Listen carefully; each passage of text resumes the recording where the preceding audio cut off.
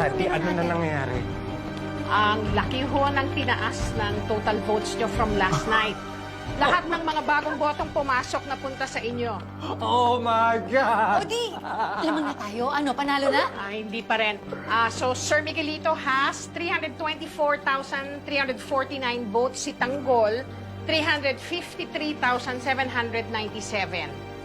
Ano nangyari? Eh, ba't ganon?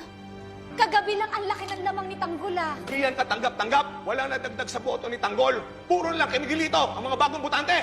Sinasabi ko na nga ba dadayain niya si Tanggol? Hindi pwede manalo si Miguelito. Lamang pa rin si Tanggol, Shanti! Okay. We're not winning! Miguelito, okay lang yan. Hahabol tayo, hahabol tayo. Sa ngayon lang ho kasi, dikit na dikit. So, hindi natin masabi talaga kung sino ang mananalo. Ma, hindi ako papayag na matalo sa isang hampas lupa!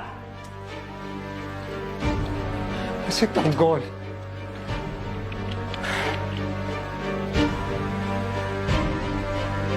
Pumapantay na si Miguelito. Baka madadali si Tanggol, ah. Paano nangyari to? Kasi maganda yung pakiramdam ko dyan. Sana makangat pa si Tanggol. Kailangan na lang natin yung mga botong papasok para kay Tanggol. Para makalamang na siya kay Miguelito. Kaya pa yan.